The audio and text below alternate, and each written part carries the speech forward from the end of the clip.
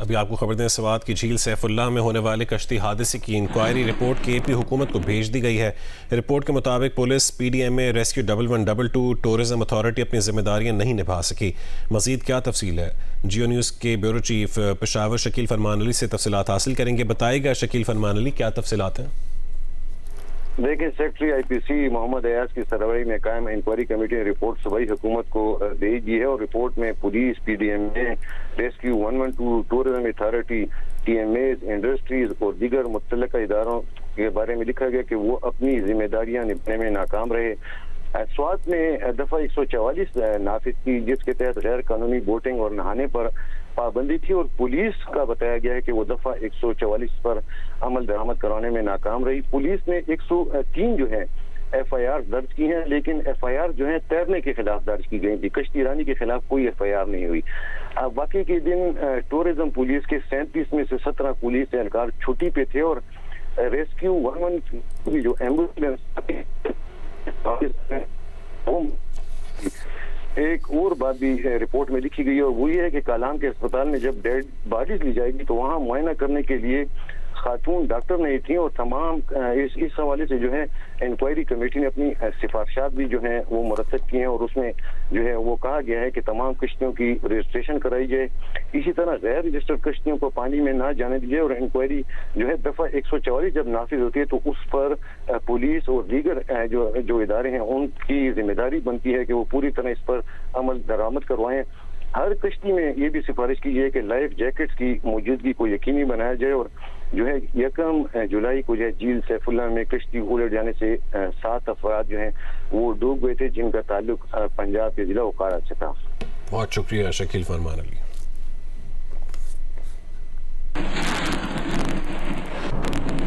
P T I کے رکن قومی اسمبلی ثناء اللہ مصداقیل اور دیگر اراکین اسمبلی کے دعووں پر ترجمان قومی اسمبلی نے رد عمل دیتے ہوئے کہا ہے کہ اسپیکر قومی اسمبلی نے مراد اور گاڑیاں واپس نہ لینے کا کبھی نہیں کہا ہے۔ تفصیل حاصل کریں گے حیدر شیرازی سے۔ بتائے گا حیدر، کیا تفصیل ہے؟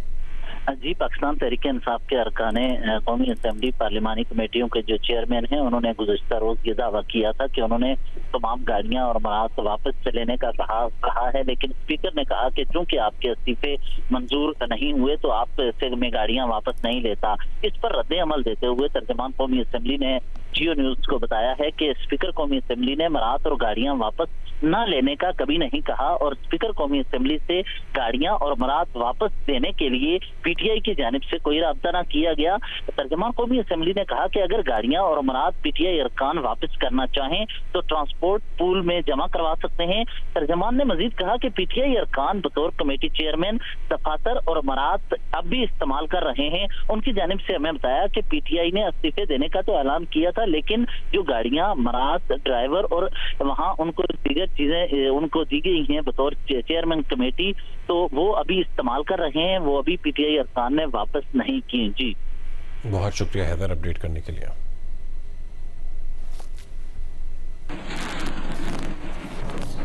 ڈاکٹر آکاش قتل کیس میں گرفتار تینوں ملزمان کا مزید جسمانی ریمانڈ بھی منظور کر لیا گیا ہے۔ جوڈیشل مجسٹریٹ جنوبی نے 2 مختلف مقدمات میں 7 دن کے جسمانی ریمانڈ پر ملزمان کو پولیس کے حوالے کر دیا ہے۔ تفصیل حاصل کریں گے امین انور سے۔ امین، بتائے گا کیا تفصیل ہے؟ جی بالکل، جوڈیشل مجسٹریٹ جنوبی کی عدالت میں پولیس کی جانب سے جمع کرائی گئی رپورٹ میں ایک اہم انکشاف ہوا ہے کہ ڈاکٹر آکاش کے قتل اور ڈکیتی کی واردات میں ایک نامعلوم خاتون بھی ملوث تھی۔ گرفتار ملزمان نے پولیس کو اپنے انٹیروگیشن میں اعتراف کیا ہے کہ 13 جولائی کو 12:15 بجے مفرور ملزمان کے ہمراہ 3 موٹر سائیکل اور ایک کار پر نجی بینک کے باہر پہنچے تھے۔ بینک سے رقم نکلوا کر باہر نکلنے والے شخص سے رقم چھینی، جس پر وہاں موجودہ گارڈ نے فائرنگ کی، اور ملزمان کی فائرنگ سے جو ہے وہ ایک شخص زخمی ہوا، جس کے بارے میں ملزمان کو بعد میں پتہ چلا کہ وہ شخص ہلاک ہو گیا ہے۔ پولیس نے رپورٹ میں یہ بھی کہا گیا ہے کہ واردات میں استعمال ہونے والی موٹر سائیکل اور مفرور ملزمان، جس میں ایک خاتون سمیت 2 مفرور ملزمان ہیں جنہیں گرفتار کرنا ہے، جس پر عدالت نے تینوں ملزمان کا 7 روزہ جسمانی ریمانڈ دیا ہے۔ تاہم پولیس نے رپورٹ جمع کرائی ہے کہ اس میں انکشاف ہوا ہے کہ اس لوگ ایک خاتون بھی شامل تھی، اور ان تینوں ملزمان کو جوڈیشل مجسٹریٹ ساؤتھ زاہد علی کی عدالت میں پیش کیا گیا تھا۔ بہت شکریہ امین اپڈیٹ کرنے کے لیے۔ امریکی نائب صدر جے ڈی وینس نے امریکہ ایران مفاہمتی یادداشت کو ناکام بنانے کے لیے اسرائیل کی جانب سے سازشیں کرنے کا انکشاف کیا ہے۔ ایک انٹرویو میں جے ڈی وینس کا کہنا تھا کہ اسرائیلی حکومت کے بعض عناصر نے ایران کے ساتھ معاہدے کو سبوتاژ کرنے کے لیے امریکہ میں مہم پر بھاری رقم خرچ کی۔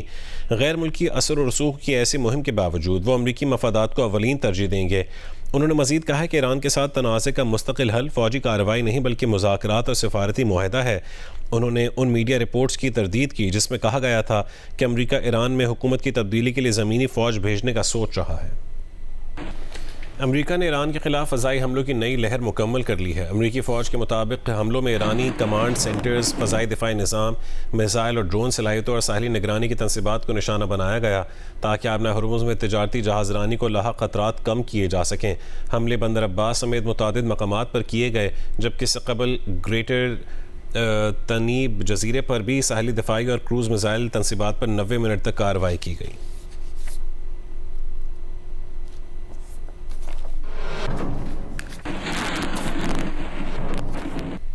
چلڈرن کینسر اسپتال اور زائرین نے کربلا کے لیے پانی کی تنصیب پر امریکی حملے کے بعد ایران کی جوابی کارروائیاں جاری ہیں۔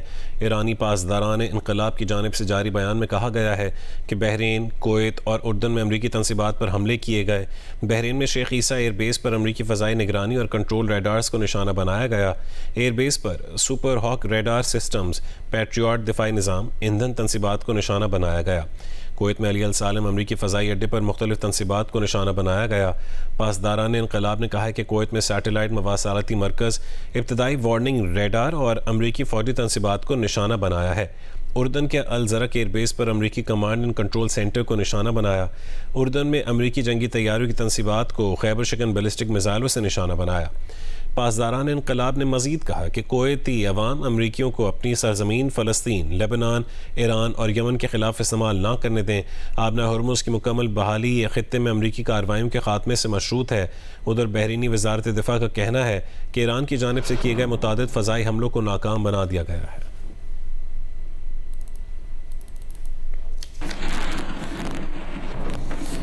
ترجمان خاتم الانبیاء ہیڈ کوارٹرز کا کہنا ہے کہ آبنائے ہرمز میں امریکہ کو مداخلت کی ہرگز اجازت نہیں دیں گے۔ آبنائے ہرمز ایران کے لیے ریڈ لائن ہے۔ امریکی صدر نے ایرانی تنصیبات پر حملوں کی دھمکی پر عمل کیا تو خطے میں موجود بنیادی ڈھانچے کو نشانہ بنائیں گے۔ ادھر ایرانی فوج کے ترجمان کا کہنا ہے کہ امریکہ نے حملے جاری رکھے تو جنگ کا دائرہ نئے محاذوں تک پھیل جائے گا۔ ایران نے ابھی اپنی تمام عسکری صلاحیتیں استعمال نہیں کیں۔ دشمن کی کارروائیاں جاری رہیں تو ایران کا جواب حالات کے مطابق اور دشمن کی توقعات سے بڑھ کر ہوگا۔ ترجمان نے مزید کہا ہے کہ ایران کا اپنے ہمسائے ممالک یا خطے کی اسلامی ریاستوں سے تصادم کا کوئی ارادہ نہیں۔ ایران ہمیشہ علاقائی تعاون اور برادرانہ تعلقات کے فروغ کا خواہاں رہا ہے۔ ایرانی مسلح افواج اپنی ذمہ داریوں کی ادائیگی میں کوئی کسر نہیں چھوڑیں گی۔